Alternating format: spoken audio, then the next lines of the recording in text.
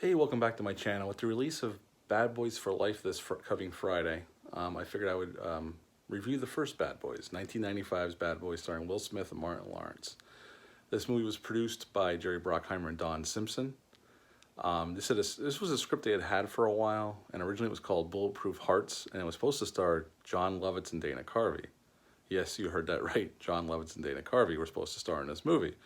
Dana Carvey dropped out where the script was set up at Disney, and Disney sent it in a turnaround, and they took it to Columbia, and Columbia picked it up. And then Arsenio Hall, Wesley Snipes were up for the roles, but then Michael Bay was brought on as a director. This was his first film, and they gave him $19 million. He saw Will Smith on The Fresh Prince of Bel-Air and said, I want him for the movie, and they signed Will Smith. And then they went to Martin Lawrence, and they signed Martin Lawrence as well. And Joe Pantoliano's in there, Tia Leone's in there, some other recognizable faces as well. This movie, Michael Bay is quoted as saying the script was a piece of shit. That was his quote. So whenever he could, he encouraged Martin Lawrence and Will Smith to ad-lib.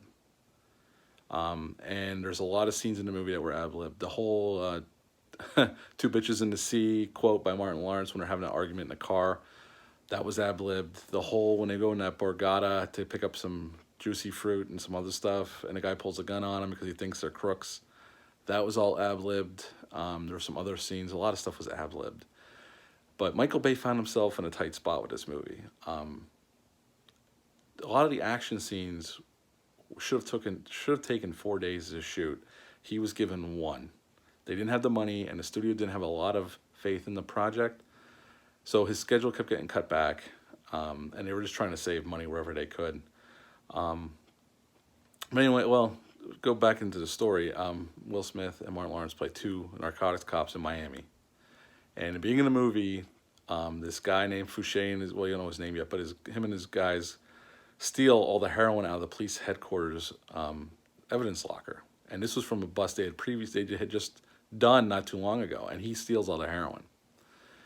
And his plan is to process it and then sell it for a lot of money.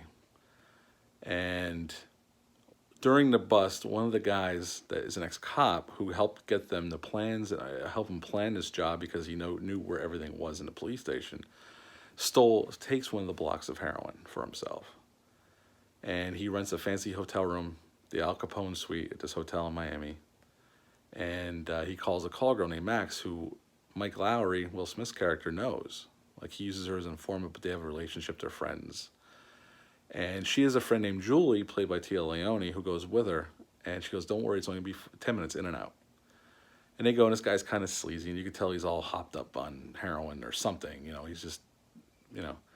And Tia Leone excuses herself to go to the bathroom, and Fouché shows up with his goons, and he's pissed that this guy took the heroin, and he's not laying low. And he shoots the guy, and then he shoots the girl and kills her. And they see Julie's character come hiding upstairs looking, and they try to get her, and she gets away. And this is basically the crux of the whole movie, because she's the only witness that can ID these people. Nobody doesn't know what they look like. Nobody alive. There's nobody alive to ID these people. And she calls the police station, and Will Smith's character is not there, but Martin Lawrence's character is. And the captain, just played by Joe Pantoliano, tells Martin Lawrence to talk to her like he's Mike Lowry. And so we spend most of the movie with Martin Lawrence pretending to be Will Smith's character, because this is the only he's the only person that Julie will talk to. So that proposes some funny situations and some hijinks. And as the movie goes forward, Julie gets kidnapped by Fouché, and at the end of the movie, Will Smith and Martin Lawrence and two other cops have to go and get her back and stop this drug buy. And they find him in this aircraft hangar, old aircraft hangar at the Miami airport. And there's a gun battle ensues, explosions, car chases. It's all, standard action stuff, but it's exciting. And there's a really good score in the movie for an action movie.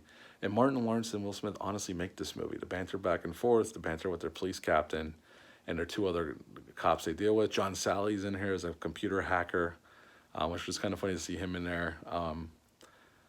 But yeah, it's all pretty good. I mean, Michael Bay keeps the pace moving. He shoots everything nicely. This is the movie that made Will Smith a movie star. This and Independence Day is the ones that gave us Will Smith as a movie star. There's always that famous scene, that foot chase with Will Smith and Martin Lawrence, where Will Smith saves Martin Lawrence from getting run over, and the camera pans around them as they're slowly standing up. I mean, it's an iconic shot. Michael Bay's recycled it many times in many of his movies. Yeah, that's what gave us Will Smith, and it's a good little action film. It's funny, it's exciting. There's a good score. It's not insulting to watch. I mean, it's a fine piece of action cinema. And honestly, when the sequel came around, they took that template and made it even bigger. But by that point, Michael Bay had done some big movies. I mean, after this, he went to do The Rock, and then Armageddon, and then Pearl Harbor, and then he came back and did Bad Boys 2. And by then, he really honed his action filmmaking skills, and it is what it is today. I would give this movie 8 out of 10. There's a lot of charm there, especially with Will Smith and Martin Lawrence. I really like this movie. Is it perfect? No. It's not Michael Bay's best movie either, but it's a good, fun action film. And there's nothing wrong with enjoying a good, fun action film. My buddy Lenny Wanzer, who has his own YouTube channel, I recommend you going over to check out his channel. It's the Continuing Adventures of Lenny Wanzer. He did a review for Bad Boys last week as well. Go over there and check out his review. I watched it. It's good, really good. Lenny's good at all those videos that he does. I highly recommend you go stopping over there and checking out his channel as well, see what his thoughts were on it. I think me and him have pretty much similar tastes in movies, and I know we both enjoyed this movie. Yeah, I give it an 8 out of 10. If you've never seen it, check it out. If you have seen it, let me know what your thoughts are down below. If you like this video, hit the thumbs up, hit the subscribe button, and I will be back soon. Thanks. Have a great day. Bye.